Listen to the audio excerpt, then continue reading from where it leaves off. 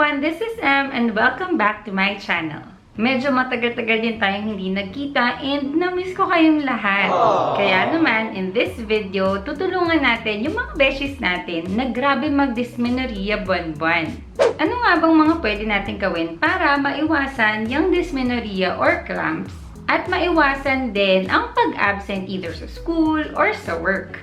Pero before that, bakit nga ba natin na-experience tong dysmenorrhea or cramps na to? Mabilis na explanation lang. Kapag nagkakaroon tayong mga babae, rireglahin, yung muscle natin sa uterus, nagko-contract yan. Or parang nagtatighten siya. Dahil yan sa tinatawag na prostaglandin. Then, pag medyo lumalakas yung contractions nun, matatamaan niya yung ibang blood vessels, tapos mababawasan yung supply ng oxygen sa muscle tissues ng uterus. Kaya ayun, mamimilipit na tayo sa sakit na parang iniwan ng jowa.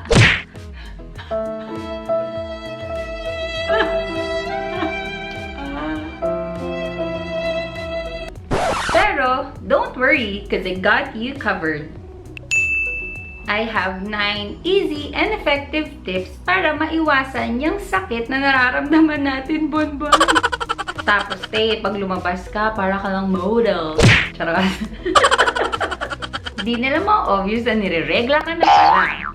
Tip number 1. Use bikini bottoms. Para kapag nag-leak or tinagusan ka, hindi siya mahirap labhan. Or pwede rin naman yung mga chiffon or mga silk material na underwear para hindi siya mahirap kuskusin kapag i-wash mo na.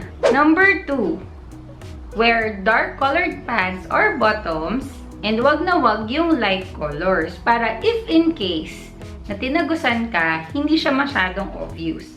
You can also bring scarf para madali mo siyang matatago in case of emergency. Pag sobrang sakit na ng puson mo, besh, warm compress sa tummy or lower back lang ang katapat niyan.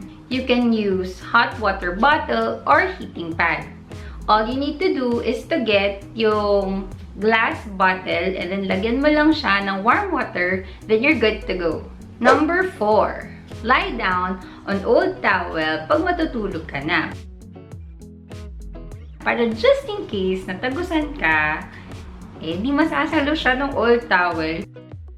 Hindi na masistain yung bedsheet nyo. Number 5. Always lay on your side. Huwag kang titihaya para iwas tagos.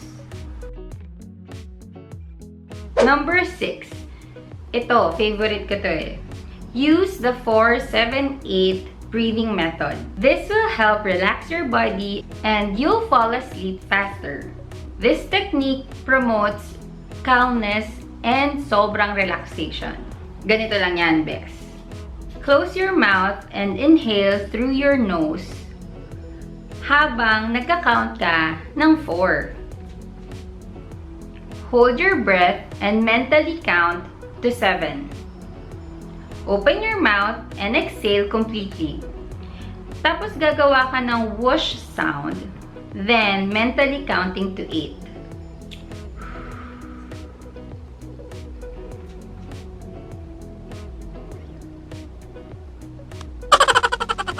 Repeat this cycle at least 3 more times. For sure, borlogs ka niyan, te.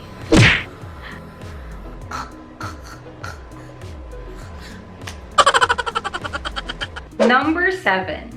Try to drink hot tea para ma-relax ka. Mas okay if the tea has turmeric, pwede ring latte, kasi it's popular for its anti-inflammatory properties, which is perfect in getting rid kahit yung mga matitinding cramps na yan.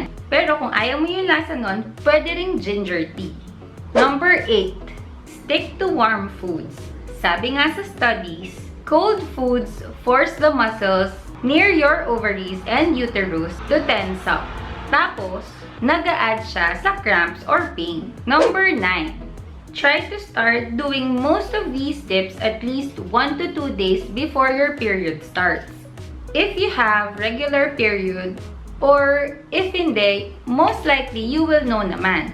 Or use my bonus tip, which is number 10, get a period app to help you track your cycle.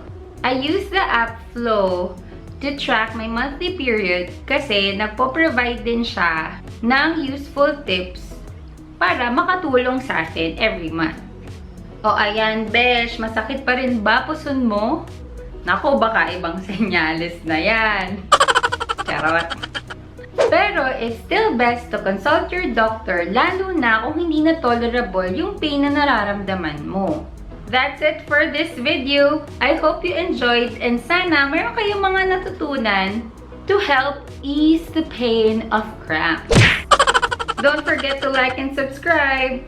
Thanks for watching. Keep in mind that there's always something to be grateful for. Bye!